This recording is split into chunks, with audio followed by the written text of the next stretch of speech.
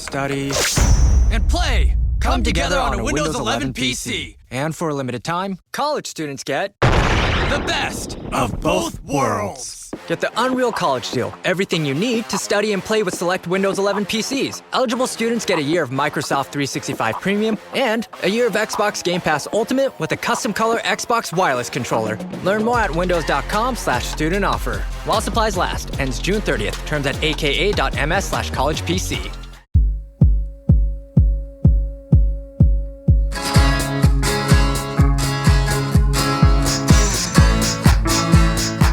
Hey, Holly. Hey, Dave. How are you doing today on the What Difference Does It Make podcast? I am doing great, and I feel like we are going to be shaping some sounds today. Yes. Well, first of all, you're in the studio. I'm looking at you face to face. That's nice. We're live. We're together. Yes, and wonderful to have someone in here. And please tell us about this guest, Robert Margouleff. He is a Grammy Award winner. He wrote a memoir. It is called Shaping Sounds: Stevie Wonder, Devo, the Synth Revolution, and My Life Behind the Music. He was at the forefront of synthesizers, and we get his whole history. Yeah, the book was really great, but what's even better is the music and that run that Stevie Wonder had. I have a number of the albums, Fulfillingness First Finale, and Talking Book, and Innervisions. He was responsible for that, as well as Devo's Freedom of Choice. These are albums that I own, that I've worn the grooves out, as they seem to say. But yeah, in the 70s, that run of albums from Stevie Wonder is unparalleled. I challenge you to come up with another run like that. U2 wasn't even in that category. Go ahead, 4 back-to-back albums. Don't even try it. So I won't, because I agree with you. These are fabulous, and his involvement, he made these albums. I mean, these are classics. He's going to talk a little bit about the recording process and how he came up with all of this. It's a great talk that we're anxious to get into. So do all the dot the I's and cross the T's first. What's going on? If you want to see us all together in all our glory, including Robert Margouleff, you can find us on YouTube at What Difference Does It Make Podcast, and on other social media at WDDIM Podcast, and we'll show you some outtakes from this interview. Perfect. Okay, let's get into it. We've got Robert. He's waiting for us. He wrote a book. It's called Shaping Sounds. This is Robert Margouleff on the What Difference Does It Make Podcast. I got 3 more books out of the deal. That was good. I'd give one to Jack Black. Oh, did you? Oh, that's awesome. He's a nice Jewish boy. He sure is. Yeah. I usually do Passover at his house. Do you really? Yeah. He's quite a character, you know. Yeah. He comes from a very talented family. His half-brother worked with me on recording the Devo album. Howard Siegel is Jack's half-brother. And Howard was my assistant till he unfortunately passed away from AIDS. But I've stayed over the years, I've stayed close to the family, and I'm friends with them to this day. And that's why, if you look at the back of my book cover, you'll see there's a quote from Jack Black. There's a quote from Mark Mothersbaugh as well. Yeah, so you mentioned Mark, and he actually wrote the preamble, but the forward. Yeah, we call it the forward. The forward for the book, and we've been close for, I guess, over 50 years now, and that's a long time.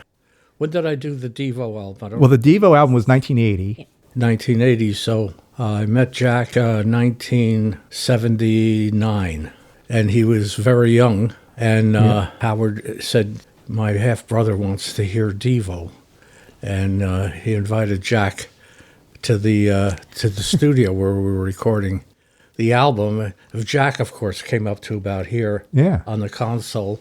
He was a kid, and he came in the studio. It was in the evening, and he came tiptoed in, and everyone was on a dinner break, and we played the entire Devo album for him. And he became friends with Mark Mothersbaugh. And of course, they just did a big movie together last year. Now, Jack and Mark have been working together for years and years. And it all came out of that meeting at the record plant when he came to listen to the Devo record, Freedom of Choice, which we were then recording. And Howard was my engineering partner. How did you end up meeting Mark Mothersbaugh? I saw him at the Starwood. In Los Angeles. At that point in my career, I was working, you might say, I was the sonic maitre d' of the record plant. When the big stars come huffing and puffing at the front door and they need to get settled in and make sure their equipment is all what they want, everything peachy. I used to be the hand-holding person because they respected me because I had a Grammy. So I was the Grammy maitre d', sonic maitre d', and chief engineer of the studio, but basically that part of it was that hand-holding stuff. So they came to the studio. They were making a film down the street with Neil Young's movie about radioactivity and stuff. But they got out of the car, and the traffic office was right on the parking lot with these like big sliding doors like you have here. And they all got out of the car, and they were all dressed in hard hats with like a canister on the side of their head with a hose that came out and went up their noses. And then they were wearing coveralls, and their faces were covered with grease. And I mean, people at the record plant were used to, like, famous people, and they were always supposed to be very nonplussed, John Lennon or whatever would walk in the door. You had to be very matter-of-fact, like they're just normal people. Well, when these guys got out of the car, they apparently were on the set.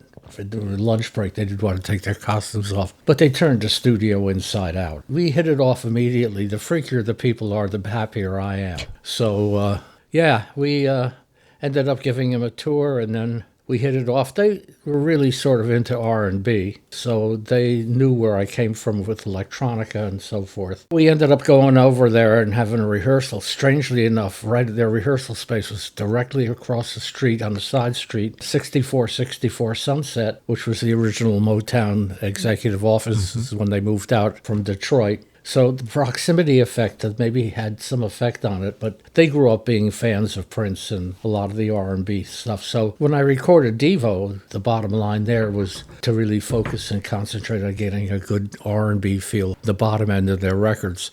And that really helped separate them from everybody else and made the record a lot more successful. So you think that made it more radio friendly, and like a song like Whip It just exploded. Yeah. I wouldn't put Devo and Motown together. However, apparently there it is. Devo and Motown together. Yeah. Yeah. I made a conscious effort to do that, but there were a lot of other things that I did that really separated that record from the lot. One is I'm always very concerned about, how do you know where a sound is coming from? How does your brain function to say, oh, that sound's coming from over there or from over there? Is it behind me? Is it in front of me? Where is it? And how your ears have a way of decoding that information by the background sound in the room or where you are. It assesses you and gives you a sonic picture of the space that ties to your eyeballs as well. As a quick aside, I'm at the moment looking into the effects of cognition after people listen for a long time on noise-canceling headphones, which cancel out the background noise. But it also affects cognition and how you think, and it deprives you of certain sonic cues. And I'm beginning to think that we're beginning to see a lot of depressed levels in high school and elementary school testing, and the learning curves are going down. And my feeling is that's partially due to the effects of noise-canceling headphones that cancel out all the sonic cues. And that really does affect cognition and how you understand words. I think that it really is affecting the way people listen, because when you remove the environment, your brain is designed to take that into account and to be able to take certain sonic images to set up your sense of balance, cognition, directionality. And those cues are missing for a lot of young kids when brains are very malleable. And I think that we're looking at, unbeknownst to sort of under the radar, so to speak, but I think we're seeing that. And strangely enough, the method I used in recording, not that I was cognizant of that at that time, but when I was recording Stevie and Devo, which were years apart. And we're talking Stevie Wonder. Yeah. Yeah, young Stevie Wonder. Yeah. He's over 70 years old now. And I'm 85, so I'm now considered an antique. But when I think of those guys, I still think of them in my mind's eye. Stevie's still 21. Yeah. You know what I mean? Oh, yeah, we all do. So do we, exactly. Yeah. And I think he probably has all his stage clothes from that time, too. Stevie saves everything. But at any rate, the issue was really, even then, the issue was headphones. With Devo especially, I brought the entire band into the control room so we didn't have to use headphones. The only person that had headphones was the drummer, because that was the acoustic. But Devo basically is an electronic band. The sound wasn't a sound until it fell out of the loudspeakers, right? Yeah. We created stuff that didn't really even exist in the real world. But the thing that we did do was to bring the entire band into the control room and set up the control room in quad, so we had rear speakers. Because originally we were supposed to try to get quad on vinyl. There was a time when we were doing that. It was called Quadraphonic. Decca and a few other labels in London were really experimenting with it. They claimed that you could put quad in vinyl. Mm-hmm. It was a miserable failure. But what it did do is it gave me a tremendous tool in the control room to be able to play music back loud in quad with like the background vocals behind me and the drums in front of me and the vocal in the front and the guitar on one side and the clavinet on the other, etc. What happened was, instead of perceiving the band as sort of objectively as inside a proscenium, and you're looking at the band and you're imagining you're sitting in the third row and stuff, right? And you perceive the band objectively as an object in front of you with their dirty T-shirts and their tushy cracks showing and stuff. And they're all there honking away on their keyboards and everything. What I did by bringing them into the control room is I made the sound immersive, and they occupied the same space as the music. And that's what we were doing in a live environment. And you see what happens when you have Taylor Swift in a live performance. People are flocking to live performances because they want that atmosphere and the sonic cues around them of the crowd and everything else. That's part of the experience. It's not isolated. It's not in noise-canceling headphones. Mm-hmm. So when I recorded Stevie that way as well, where we brought Stevie's instrumental stack, his keyboards and stuff, into the control room, monitoring in quad. And those records are very separate to everything else either of those artists ever did. And part of the reason is the way you hear things. And by having the sound immersive, even in 1972 with Stevie, the bottom line was that we were listening in a space that was immersive, and it affected the way people listen and perform. And I got very much better and much tighter performances. There's not a lot of waterfalls on Devo's record. What do you mean by that, waterfalls? Oh, strings and horns and the producer adding their signature noises and stuff. And Stevie, too. If you listen to those records, you'll see how really simple and very direct the recordings are. Synthesizer, mono output, one event at a time, or one or two. With TONTO, we had more than that because Malcolm and I wanted to play the synthesizer simultaneously. The first time somebody playing a musical instrument with somebody else playing the musical instrument at the same time. So two people could perform simultaneously with one person's programs affecting the other person's programs, right? And that's the way Malcolm and I worked in the beginning with TONTO, the original Neo-Timbral Orchestra, TONTO. And that's what Stevie heard when we did TONTO back in 1972. Can you describe TONTO? Just a brief description. TONTO. I used to call it Tanta because I'm Yiddish. What is that Yiddish for? Crabby old woman. TONTO really was a conception. I met a guy named Malcolm Cecil who was quite a brilliant man. Unfortunately, he's R.I.P., and I do miss him. He passed away about 3 years ago. When I met him, he was the chief engineer of Media Sound in New York, where I was the resident sympathist. I had my regular big synthesizer parked in the control room of Studio A at Media Sound, and one night in the winter I walked in with snow. I had a big fur jacket on. Snow was still on it. It was snowing. I came in and I looked. There's this skinny guy from the back with this huge head of hair. He looked like a huge Q-tip, skinny guy with the denim overalls with the belt, with a tool belt on it. And he was standing in front of the recording console. People built all their own stuff in 1970, 71. It was the beginning of multi-track. So everyone built their own studios and their own recording consoles. And this one had this big lift-up top plate, looked like the hood of a car. And all the stuff was planted on it. And then you could look inside. And there was this huge nest of wires. He said, "You must be the guy," in his English clipped accent, which I'm not going to try to, like this. He was standing in front of it. It was open. It was like a nest of wires. I said, "Do you know how to work this thing?" I said, "People don't really give me enough information to do it." He said, "Yeah." And he said, "What's that thing in the thing, that Moog? Would you teach me how to use that?" And he said, "I'll make a deal with you. I'll teach you how to use the console if you teach me how to play the Moog." And we hit it off, immediately shook hands, and we got to work. The recording consoles in those days, we were in the transition from stereo to 4-track to 8-track to 12-track to 16-track to 24-track. And every time you did that, you had to make additions and changes to the recording console to accommodate the extra channels. So it was like a kludge of wiring and funny off-the-shelf stuff and everything else. But it did have 72 inputs, and it was a nice console. But he really taught me how to be a really first-class engineer. The other side of Malcolm was, first of all, he was a superb technologist. But the other side was in the back line of Ronnie Scott's Jazz Club in London for many years, as well as principal bassist at the BBC Radio Orchestra. He was a superb player, and he would play in front. People would come to play at Ronnie Scott's, which to this day is a world-class place. Mm-hmm. And the jazzers couldn't afford to travel with the band for the most part, so they had a back line at Ronnie Scott's. There also played, a lot of people played in that, including Jeff Beck and Charlie Watts and Mick Jagger on occasion.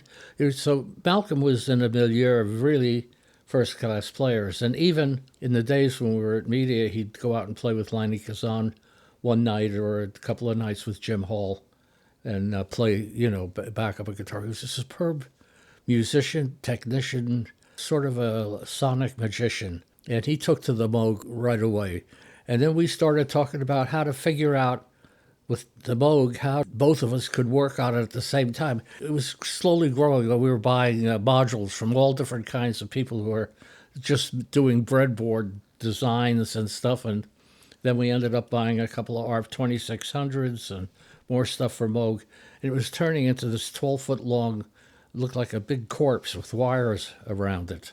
And we had it on a hospital gurney to boot. And we'd wheel it out in the studio, and I'd get going. When I met Malcolm, he said, we'll exchange information. I was a Mickey Mouse engineer. I mean, I could get around on the console and stuff, but I was really started as a filmmaker, back in the day. So I was more running around with Andy Warhol's friends from the factory and stuff, and I was more about visual things. I was making a film called Chow Manhattan. That's how I discovered the synthesizer. I wanted to make a score for my movie. We have your cover on the back, and did it look exactly like that? I mean, it's insane. What it is? Well, it's really rather sane, actually. Right. I know it makes sense to you, but as I'm looking at it, it just looks like Frankenstein's monster. It's just like, how do you keep this thing alive? How do you know what goes where? It's well, you recognize things, but what's important about that case, we made that case, someone by the name of John Stork, when we moved with Stevie to Electric Lady, we had to leave media, primarily because there was no way you could remember your setup digitally. There was nothing digital about anything. We could track there all day long because tracking was easy, 1 or 2 instruments at a time. When we had to start mixing, we wanted to be able to work on something for 8 hours.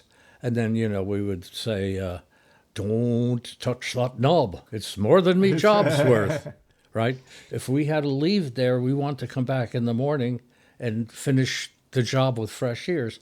We couldn't do that because at media in the morning, it was the cufflinks in to do a Drano commercial or me doing Ford Torino or Trans-Caribbean Airways or doing electronica for the commercials. So we moved to Electric Lady. It was like 2 or 3 weeks, maybe 4 weeks after Jimi passed, Jimi Hendrix. So we got there and we could stay set up and stuff. So we moved there, and the architect for Electric Lady was a young gentleman named John Stork, a very interesting guy in his own right. And I'm friends with him to this day. Yeah. We hang out together a lot. I represent this company here on the West Coast for many years. But Malcolm and I were trying to figure out how we could control all of these modules in some sort of way that we could use it to create a performing instrument where we were not in the studio but be able to play live.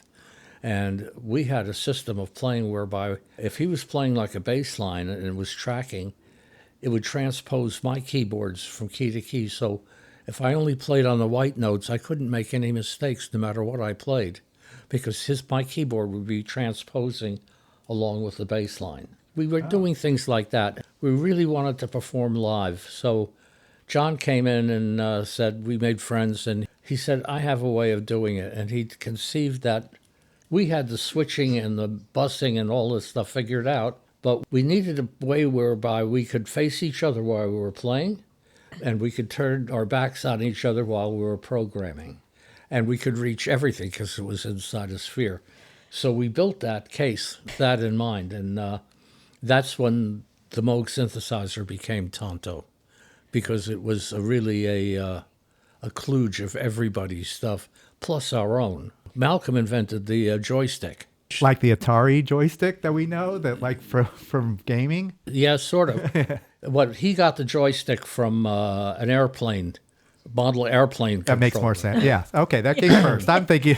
Yeah, before. And he put a bunch of rubber bands inside the box, so that if you let go of it, the stick would snap back to the center position. And then on one axis, it was pitch this way, and the other axis, it was filters and effects. Yeah, okay. And it was very natural. The first person to use it was Stevie. Yeah. And you can hear it on Boogie on Reggae Woman. It's a very good example of being able to play in the cracks of the notes, because otherwise the synthesizer was like an organ and fixed intervals between keys.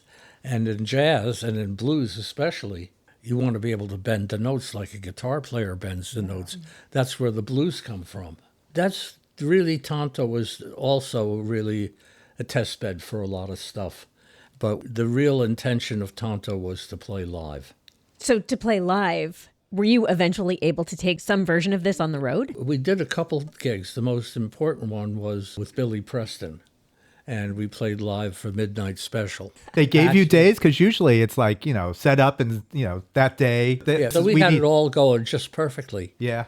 And then about a half hour before the show, they turned on the lights, the temperature went up, and the whole thing went bonkers. So we did that. We did a couple other gigs like that. But I soon discovered that really where my heart was is in working in the studio. I didn't have the same desire that Malcolm had for creating chaos in front of an audience.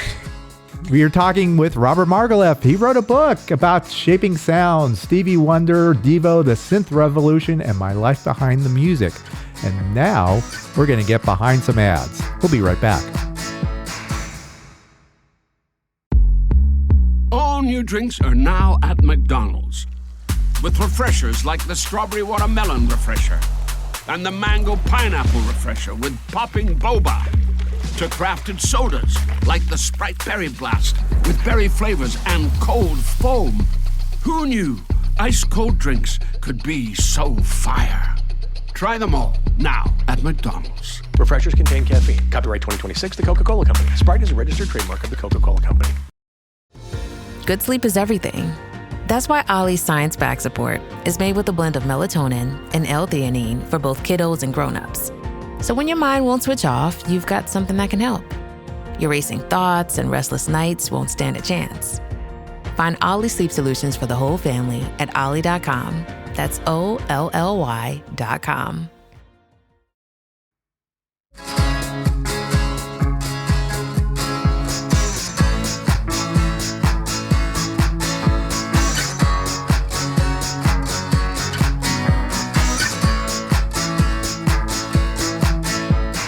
We're back on the What Difference Does It Make podcast with our guest, Robert Margouleff. I'm wondering then, how did, when Stevie toured, how was he setting this up? What was he playing in concerts? An ARP 2600 and some smaller keyboards. But he did, to my mind, as much as I love Stevie, and I do love him, he adapted. But his bass instruments were usually the Fender Rhodes, the clavinet, and the piano. Stevie picked up on this instrument pretty quickly. Where did he hear it? It was a Memorial Day weekend in 1972. It was a Sunday, and Malcolm had an apartment next door to the front door of Media Sound. They both faced the same sidewalk. Malcolm's apartment was one flight up over a delicatessen, and you could look out the window to the left, and you could see the front door of the studio. We hear, Malcolm, Malcolm. And we wait, stand there, and there's Ronnie Blanco standing there with Steve. I just knew him as a big, tall, black guy. And he said, he wants to see the synthesizer. And he had heard TONTO, and he also told us that he'd heard a lot of stuff from Wendy Carlos. He was very into it. He was out of his deal with Motown. And he came up and we fooled around on Felix Pappalardi's Mellotron. It was in Malcolm's apartment. Malcolm was putting new tapes in it. We fooled around there for a while, and then he wanted to see the synthesizer. He'd heard our record, which came out on Herbie Mann's label on Embryo. And it was pretty spacey, that record. It's still pretty spacey when I listen to it. But he heard it, and he wanted to know what it was about, and went down to the Studio B. It was closed. And Malcolm didn't have the keys to the raw tape locker, so we used a test tape. You know, we sort of got used to each other a little bit. Malcolm brought his bass, and he played on it. He did the first song, it was a song called Crazy Letters. Malcolm played acoustic bass on it, and we all looked at each other and said, it's not working. Malcolm says, it's taking us to a jazz place. It's not what we want. So we said, now let's play around with the synthesizer. We took him in there, put his hands all over it, sort of got a feeling for what it was like. We started playing it and getting some programming up, and he started trying to play chords on it. And he said, Malcolm, Bob, there's something really wrong with this thing. I can't seem to play any chords. And Malcolm set him straight right away, and he said, Steve, you can't play chords on a synthesizer. You can play one event, one note at a time. It's like a saxophone or a trumpet, where you put all your soul and everything else into how you manipulate the mouthpiece of the saxophone, for example. And the synthesizer is a lot like a wind instrument like that. You play one event at a time. And once Steve got it, it didn't take long before we were flying the plane low over the beach, so to speak. And we had our beachhead. And we recorded about, 10 songs or 15 songs that weekend. We just went completely crazy, and we lost our minds completely. And we learned what Steve really needed to do to really perform to the limits of his potential in the studio. That's where it all began. I was very concerned about hearing then, about where sounds come from. For example, we tried having another drummer come in to play on some of his tracks because we didn't really realize Steve's talent in playing the drums. But the other drummers couldn't get the groove because we never used click tracks or anything. That militarizes the music. And who wants militant jazz? It just doesn't work. And, of course, Steve, you can time 8 bars at the intro and 8 bars in the middle and 8 bars at the end. And you'll see they're all different times because in really good music, especially in R&B, it speeds up and slows down. And only Steve could follow himself. He was the only one who could really get that, you know. When we set up the drums for him, what I did was Malcolm and I set up his headphones so that they exactly reflected in the stereo mix where all the drums were. So it was like in stereo, so it could help him locate where the drum was. If you're blind, how do you know where the tom-toms are? Yeah. You know, how do you know where the ride cymbal is? Well, Steve has this internal radar whereby he could place it. If I could give him a really good sonic picture of the mix, he'd help him locate things. If you listen to those records, and you listen to all of my records that use live drums, you'll see that the hi-hat's on the left because it's the exact position of the person who truly hears the drums in stereo, and that person is the player. So the instrument is recorded from Steve's point of view. Gotcha. And if you listen to any of my recordings, even the Devos, you'll find out that the hi-hat's on the left. And Alan Myers in Devo was a powerful player. No click tracks and that stuff. When they went to click tracks, that's when the music sort of got soft. It lost its imperfection. Yeah. And the imperfection is beautiful. And the imperfection is what makes great music. I can remember as a music student singing in New York. I was in a choir called the Schola Cantorum. It was the choir of the New York Philharmonic. And I was a music student. And I got to work with some really great conductors. One of them was Leonard Bernstein, okay? And I could see him from the front. And I used to watch him conduct the entire orchestra with his face. Just by virtue of his expressions, the orchestra would respond to him, right? So I know how important the sonics can be to be able to control the full orchestra. And what does a conductor do? Rubato. Okay, he speeds the orchestra up, he slows it down, he makes it soft, he makes it loud, he gets them passionate, he gets empathetic and connects with the players. So, you know, Steve has that same thing, that kind of motion, and really good rhythm and blues is that thing. So did Stevie ever find who was the drummer for those records then? Stevie. It was all Stevie. Yeah. He never found anybody else that could. Well, he found Ollie Brown when he went Yeah. out on the road. Yeah. Because he couldn't do everything. He's an amazing person. And, you know, he's not perfect, but none of us are perfect. And he's an incredibly blessed human being. Was it you worked three albums? Four. Four albums. Those 4 albums, I have Yeah, them. you do. I have them all. But anyway, I can't think of another artist who had a 4 run like Stevie did. Those 4 albums are just brilliant. There's no other artist has accomplished anything like that. Anyone? No one. All right? They're brilliant. Yeah, they're records. They're records. Oh, that's records. very humble. Records. Records. Records. The records. Yeah. Still, you listen to them today. They still sound as good as they did in We put tremendous care into those records. I remember, you know, when we were mastering them, Malcolm and I would go over to the mastering lab at Kendon, and we would look at the grooves with a microscope just to make sure that there were no collisions or places where the needle would pop out of the groove because of the bottom end, because of the kick drum. Gotcha. So we're very, very, very consumed by Steve. When we were in the studio, nothing else mattered. Nothing else mattered, really. The only time we were doing other things like the Isley brothers and stuff like that is when Steve was on the road. But those 3 years, we did these 4 albums. Yeah. Minnie Riperton's Perfect Angel. Oh, the best. Sarita Wright's first thing. I did the cover photography of Sarita's album as well. Oh, we did 2 Isley Brothers records at the same time. So that time was really super productive. That's like that's like a Beatles type run of all those It was albums. an amazing run. Yeah. And the chemistry, I don't know what the hell happened to this day. And that's what's so brilliant about it, because you That's can't recreate that. You never really listen to the sound of your own wheels. You know what I mean? Yeah. And so Billy Preston was later. Billy was later, was after Stevie, yeah.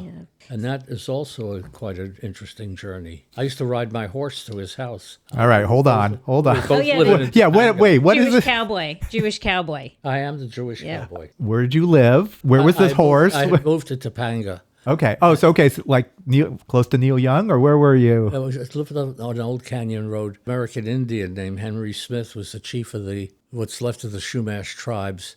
And this was time when the Indians taken over Alcatraz. He built an A-frame house on a hill in Topanga with a horse corral. And then he lived further up the hill in a house he built on stilts out of old found things like antique doorways and windows from old houses and stuff. But you couldn't get up there with a truck. You could get up with a horse.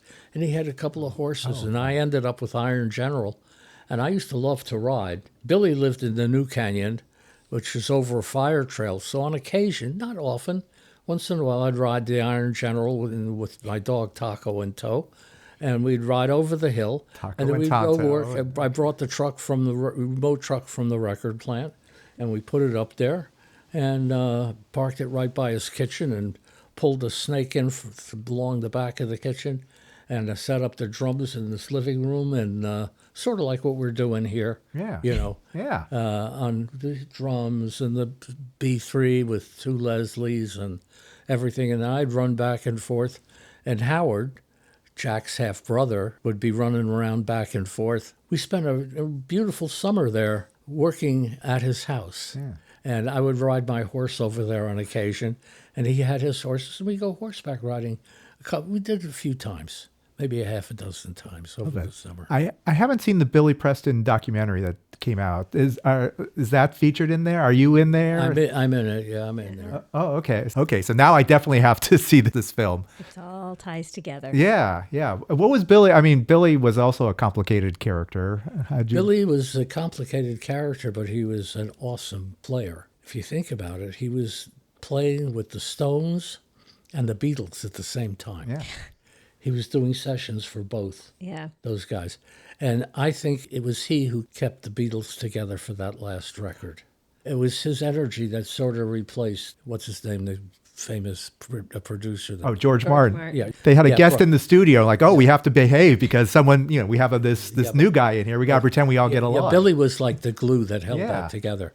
But recording at his house was a wonderful thing because Billy could really be himself. He lived in the closet all his Yeah. Yeah. existence. And I think really the drug things really started to get really heavy after his mother passed. She kind of kept him on the straight and narrow a lot. But we had that summer up there, which was really good. I'm also of the other persuasion. And all of us up there really had enough isolation that we could be ourselves. And Billy didn't have to hide and be spied on with people peering in the control room and all that kind of stuff. And we had a really wonderful, liberated time that summer and made this first record. It was marvelous. George Harrison played on it. There were a whole bunch of really good players, and we could lounge around and lay in the sun in front of the house, outside the house, and smoke weed and smell the horses, and it was really nice. And it was nearby. I could ride my horse over there, which I did a few times, not a lot. I lived my life. I lived with my boyfriend over there, and Billy had a boyfriend too, and we didn't have to perform in front of anybody, and we didn't have to hide who we were. We could be just everything that we wanted to be and act out and have fun and make music and feel totally uninhibited. And it was a magical time.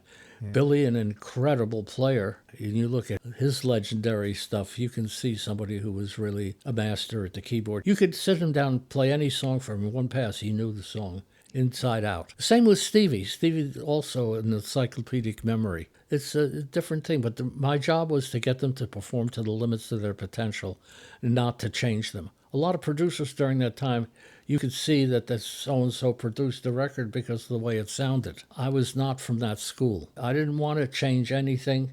I wanted to get them to perform to the limits of their potential and have their own MO, their own image.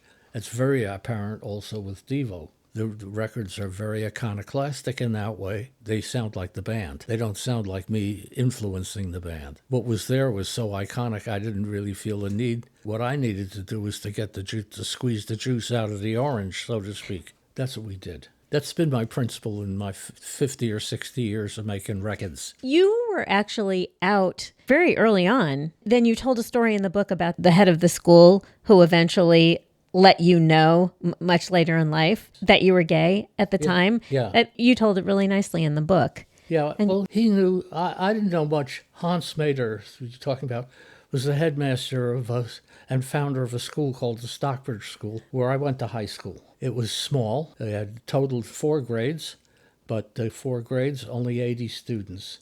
And it was on an old estate across the road from where Tanglewood and the Boston Symphony had a summer home. It was an old estate with a big old rambling. It originally had a big barn on it, which was originally one of the biggest horse barns in Massachusetts, burned to the ground a year and a half before I got there.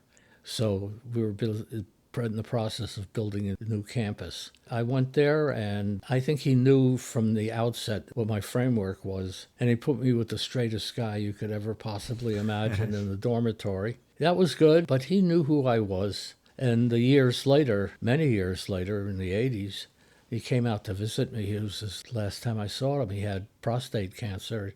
He passed away about 6 months past. But he really knew who I was, and I kind of hid from him all those years. And here I am sitting with my new wife in the living room trying to be straight. And just as he's leaving, he says, I have these for you. And he handed me a pile of, Stryker and all these old gay magazines and photo magazines and stuff. He says, I know you'll enjoy them.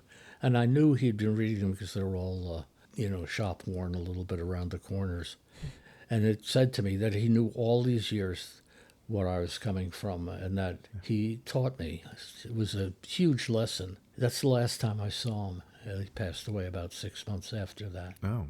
But he was really an interesting guy. The school was the United Nations, founded 3 years after the United Nations. We flew the United Nations flag under the American flag at the school. The motto of the school is from the United Nations Charter: all people are born free and equal in dignity and rights. And when I was in school, Lyndon Johnson had just signed the Civil Rights Act, and there were little black girls trying to go to elementary school being escorted into the school by armed white marshals and stuff. And there was a lot of things going on. Martin Luther King was doing his thing. John Lewis was there marching around, and the lady in the back of the bus, and all of that stuff was going on, and we were absorbing all of that stuff. We were very much into the current events, and Hans also was affiliated with the United Nations, and all the school was not only co-ed, which was really frowned upon around that time, and especially in New England, which was sort of starchy and Protestant. But the kids came from all over the place. Years later, when I started working with Steve, I'm 10 years older than Steve. So I was able to really understand when he started writing stuff like Living for the City, for example, which is probably the most important recording I made in my entire career. I understood about the black kids coming up from the South and coming to New York to try to make their way, or going to Detroit to work in the car factories, to get out of the South and out of the segregated thing, which was still pretty powerful. And so I really sort of grew up going to marches and living in the world of civil rights. I was very into civil rights. So when Steve came on the scene and he started writing stuff like Living for the City or Mr. Know-It-All, or any of those songs about Nixon and stuff like that, I got it. I was already on board, and I knew where Steve was coming from. And Malcolm and I did our best to encourage him. I think Malcolm read him some stuff from George Orwell and stuff like that. But Steve had something to say, and important things to say. Marvin Gaye was another black artist at that time who was writing stuff, what's going on and stuff like that, which is also very racially inspired. I think to this day, I keep thinking I should call Steve, write something about what's going on now, please, please, But Steve is 75. He's 10 years my junior, so this May is a very important time for me. It's my AA birthday, May 12th. Congratulations. Stevie's birthday. My book is coming out in May. The recorded book is coming out in May. May seems to be the month where everything's happening. Stevie's birthday is in May. Did you do the recording for your own book? Did you narrate it? I did, yes. You did? From cover to cover, and it was not easy to read 325 pages. Suddenly you're the recording artist, and yeah, and trying to get good sounds. And thanks to Mark, who's sitting right over there, who actually had to transcribe a lot of the stuff, because I had to reread portions of it, which I was happy to do because I could deliver much better after spending the summer reading it the first time. It was really quite a chore, and Mark really gave me some tremendous support on that. Okay, I'm going to ask you a question about the Isley brothers and you being paid in cash from a suitcase. Yes, they knew exactly what they were about. Most of the stuff was very well rehearsed before they hit the studio. We weren't the same kind of inspirational insiders that we were with Steve. It was much more workmanlike. But we got some really terrific guitar sounds for Ernie. Yeah, it's an amazing sound. And now they're selling that sound. Really what it was a Dolby encoder, a 361 encoder. And we would encode the guitar sound, but we wouldn't decode it. We left it encoded with all the noise and everything. But it had that really totally raspy, angry sound that we compressed the hell out of it with the tube limiter. And it had the sustain and the energy. And that's where we recorded Ernie. We gave him a really great sound. And then at the end, he'd come with a flat briefcase full of $100 bills stacked up, 1,000 at a time. And he paid us in cash. And that was nice. Yeah. Services rendered. Here you go. I could throw all the money up in the air and fluttering around. So you never took royalties or took credit for it? We're completely stupid about royalties. Well, that's I guess that's a whole other discussion. That was our undoing with Steve too. So it wasn't about the music; it was about the business. It's always about not taking care of business at the front end of the thing, right? And waiting, and then waiting for please think of us. At that point in our career with Steve, we weren't on the same sort of emotional place. We had already, so to speak, had given them the gift of what we did, and those records speak for themselves. And I don't have to say anything further about it, except we had a hell of a ride. Yeah. And that's a good thing. That's the best. I'm still riding that wave. I mean, I can play those records anytime. Yeah, I was going to ask about the Greenpeace concert. Oh boy, now that was an adventure. I became a captain of a U-boat, basically, is how I felt about it. Dave Wakeling came to me from Greenpeace and said, "We want." Now this is 1984, I think. Greenpeace was already on board with pollution and the business of coal and oil versus wind and sunshine and stuff. And they had built it was a moving van that they painted with vegetable-based dyes, said Greenpeace on the side. Inside, we had maybe 2 tons of batteries on both sides of the trailer, and we had solar collectors on the roof and the ability to charge it. And I got the remote truck called Le Mobile, which is probably one of the finest remote trucks you could possibly have. And the guy that owned it, Guy Charbonneau, a Canadian guy, really got what we were doing. And we'd spent about 6 months traveling across the country with this big solar generator, and we ran the remote truck on solar power on batteries, and we recorded a ton of acts all the way across the country. And then we came back and mixed them. The only thing that we had that was plugged in was the air conditioning, because we couldn't support that. But the whole album was made with sunshine. And That's crazy. Yeah. and I've always been into the environment and into global warming and all that kind of stuff. I jumped on a ship, the Lynx, because of that thing. I started my youth as a sailor and ended up, and the last thing I did is I produced a film on Tall Ship. And the owner of the Tall Ship wouldn't admit there was such a thing as global warming. You know, he was a big industrial guy. Right. But the ship was a school ship. We used to teach kids about sailing in the sea. And there's a wonderful score by David Nielsen, and we've remastered it and recut it. It was cut entirely with electronica, with synthesizers, but it sounds like a classic record like Victory at Sea, and that'll be out the following week after the release. It's called Tall Ships, The Privateer Lynx, and it's all done with electronic. I produced the record with David Nielsen, and he composed and performed it. And we just redid one song with live strings, and that is also quite unique. And that album will be out the following 2 or 3 weeks behind the. Love it. And I'm announcing that here. This is a Exclusive. Yeah, breaking news. this is an exclusive. Yeah. This just in. So yes, it'll be out. It's a wonderful score. And yes, we did do something about global warming. And if we don't do something about it, it's going to do something about us.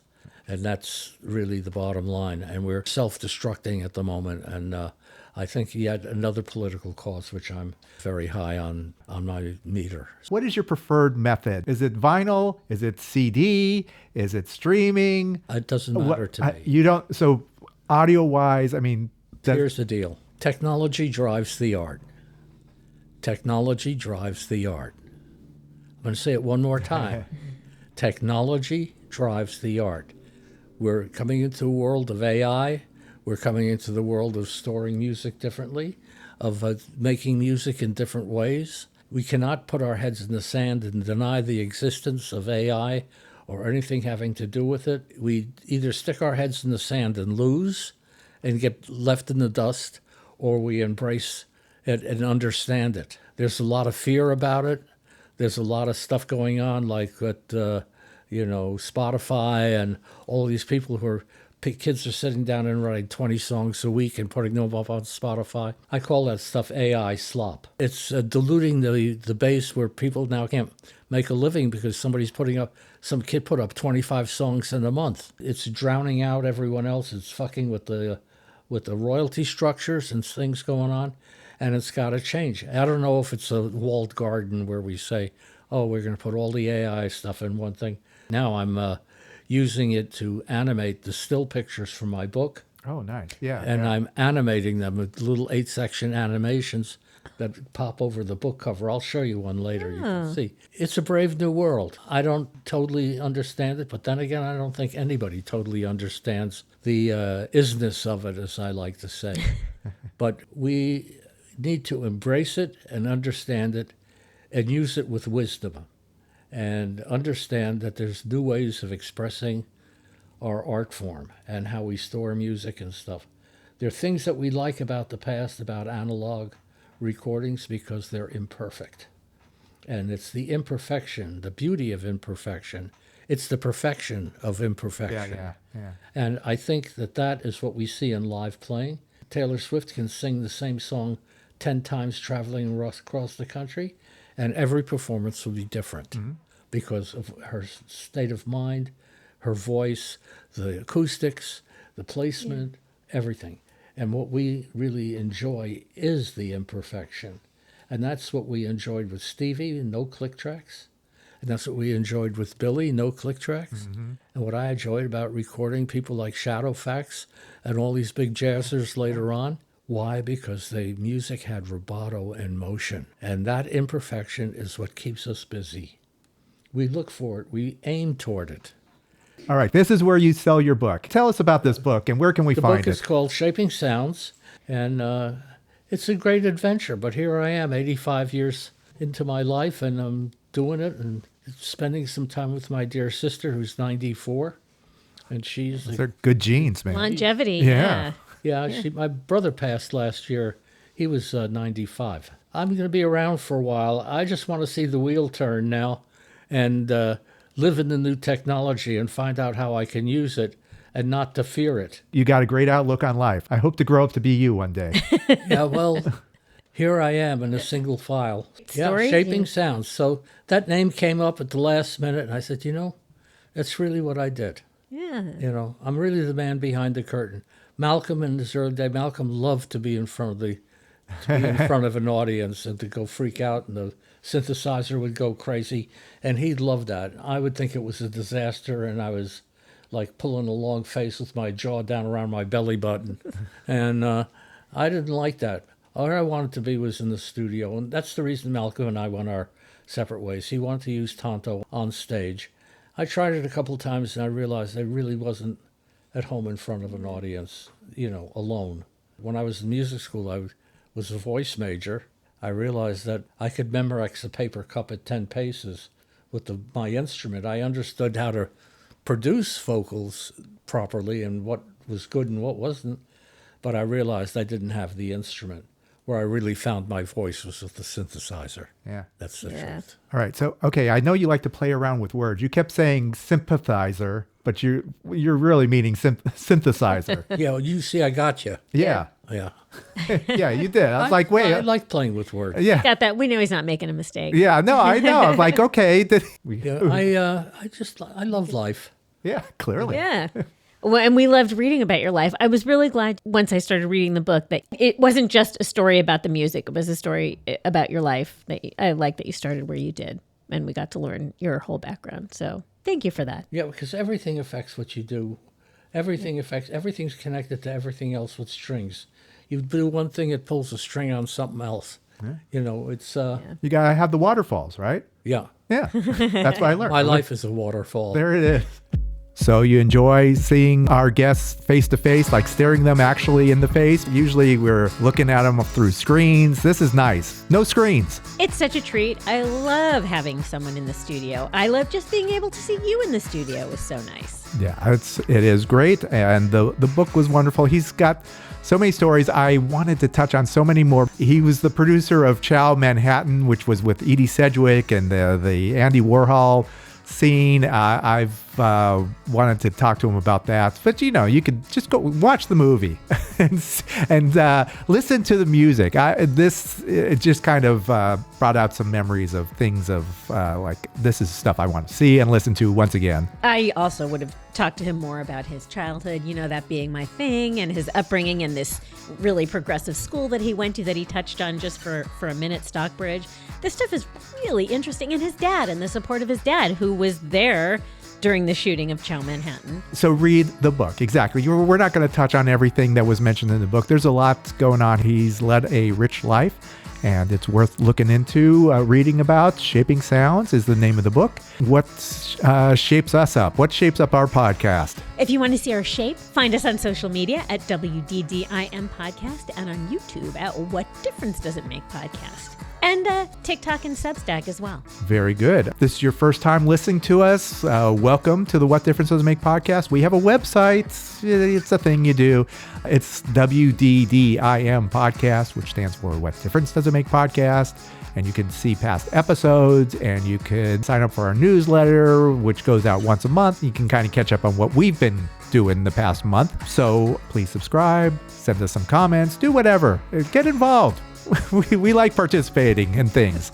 All right, so why don't we wrap up this episode, because we have a new episode every Friday. So until next time, this is Dave. This is Holly. Check you later. Over and out.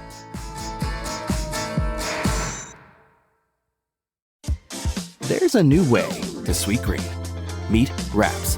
Handheld, hearty, and made for life on the move. With bold, chef-crafted flavors, fresh ingredients, and over 40 grams of protein, they're built to satisfy without slowing you down. Try Wraps today in the app or at order.sweetgreen.com. Available at all participating locations.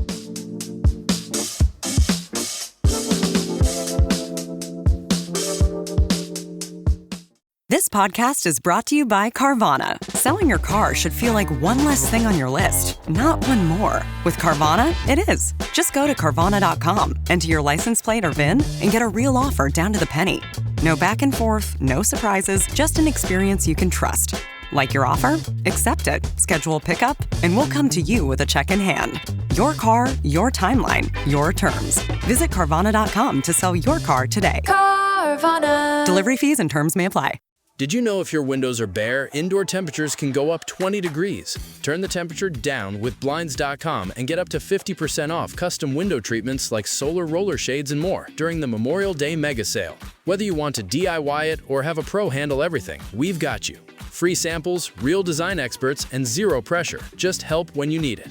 This is your last chance to shop up to 50% off site-wide during the Memorial Day mega sale at Blinds.com. Rules and restrictions apply.